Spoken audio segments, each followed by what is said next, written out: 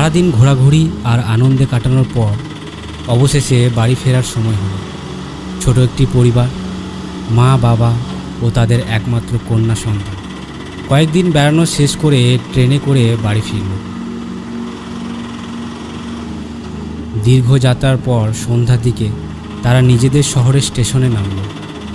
Station থেকে বেরিয়ে তিনজনের মুখেই ছিল ক্লান্তির ছাপ, কিন্তু নিজের বাড়ি ফেরার আনন্দে সবার মন ছিল ভীষণ খুশি। স্টেশনের বাইরে এসে তারা একটি অটো ভাড়া করল। ছোট মেয়েটি মায়ের কোলে বসে সারাদিনের ঘোরাফেরার গল্প করছিল, আর বাবা চালককে রাস্তা বুঝিয়ে দিচ্ছিল। অটোটি ধীরে ধীরে স্টেশন থেকে ছেড়ে নির্জন রাস্তা ধরে তাদের বাড়ির উদ্দেশ্যে এগিয়ে চলল। কিন্তু তখনও কেউ কল্পনা করতে পারেনি আর কয়েক মিনিটের মধ্যেই তাদের জীবনে এমন এক ভয়ঙ্কর ঘটনা ঘটতে চলেছে, যা সব কিছুকে চিরদিনের জন্য বদলে দেবে।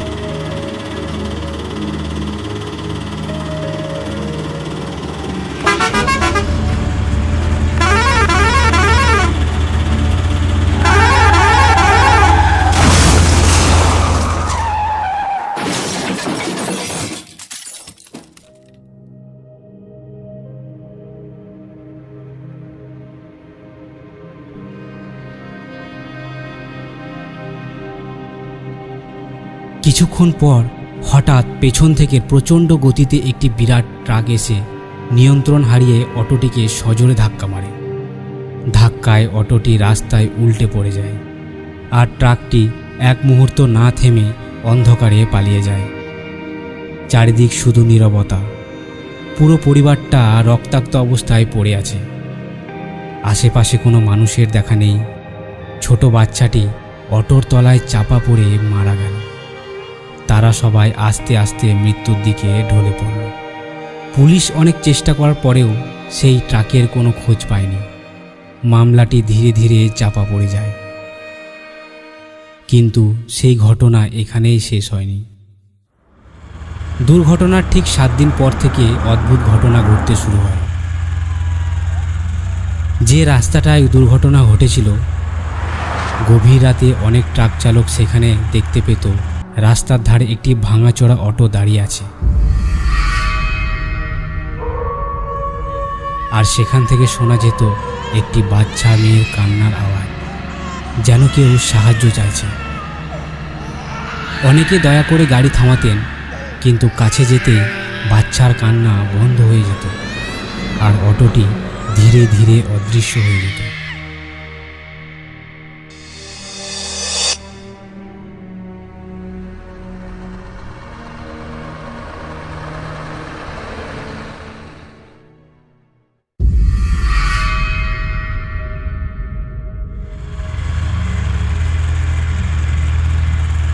এক রাতে রমেশ নামে একজন ট্রাক চালক সেই রাস্তা দিয়ে যাচ্ছিল।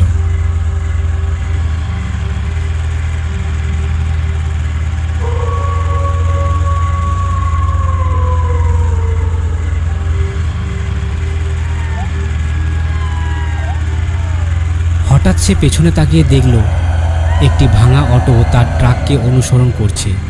সে ভয়ে গতি বাড়িয়ে দিল, কিন্তু যতই গতি বাড়ায় অটোটি ততই তার কাছে চলে আসে। তারপর হঠাৎ ট্রাকের ভেতর শিশুর কান্নার শব্দ শোনা গেল। রমেশ আতঙ্কে চারিদিকে তাকায়, কিন্তু ট্রাকে সে একাই ছিল।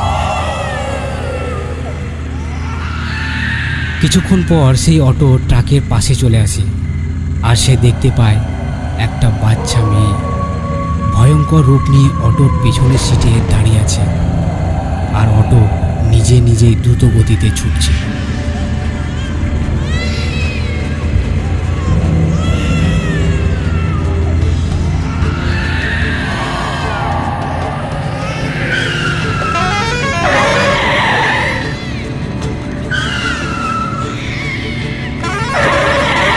সেই অটো ট্রাকটিকে বারবার ধাক্কা মারতে থাকে।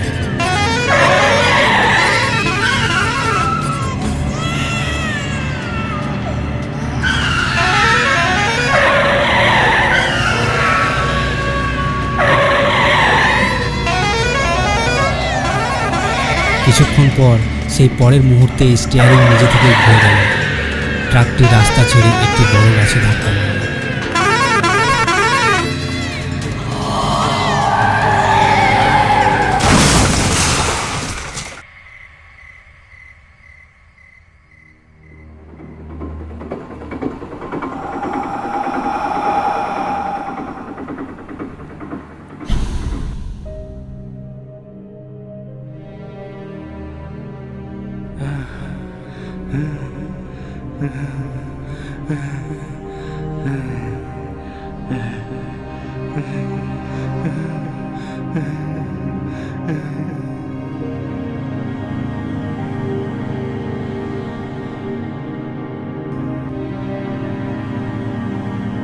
কোনো রকম বেঁচে যাওয়ায় রমেশ হাসপাতালে জানায় দুর্ঘটনার ঠিক আগে সে একটা অটোর ভেতরে একটি বাচ্চা মেয়েকে বসে থাকতে দেখেছিল।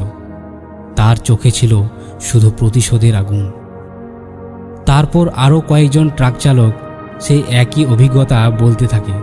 কেউ বলেন ভাঙা অটোটি হঠাৎ সামনে এসে দাঁড়ায়, আবার কেউ বলে ট্রাকের কেবিনে রক্তমাখা একটি ছোট মেয়েকে বসে থাকতে দেখা যায়, আবার কেউ বলে গভীর রাতে একটি মহিলার কণ্ঠ ভেসে আসে। ধীরে ধীরে খবরটি ছড়িয়ে পড়ে। সেই রাস্তায় মাঝরাতের পর আর কোনো ট্রাক চালক যেতে সাহস করতেন না। আজও নাকি গভীর রাতে সেখানে গেলে দূরে একটি ভাঙা অটোর আলো দেখা যায়, আর যদি কোনো ট্রাক চালক সেই অটোকে উপেক্ষা করে সামনে এগিয়ে যায় তাহলে সেই ট্রাক নিরাপদে তার গন্তব্যে পৌঁছাতে পারে না, কারণ সেই পরিবারের আত্মা আজও অপেক্ষা করছে তাদের শেষ যাত্রার বিচার শেষ না হওয়া পর্যন্ত।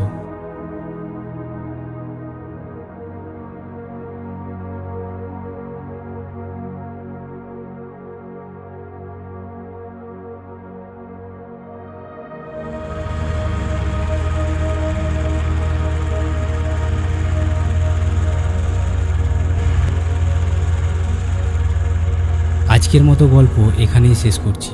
পরবর্তী গল্প নিয়ে ফিরব খুব তাড়াতাড়ি। সঙ্গে থাকুন, ভালো থাকুন আর দেখতে থাকুন আমাদের গল্প। ধন্যবাদ।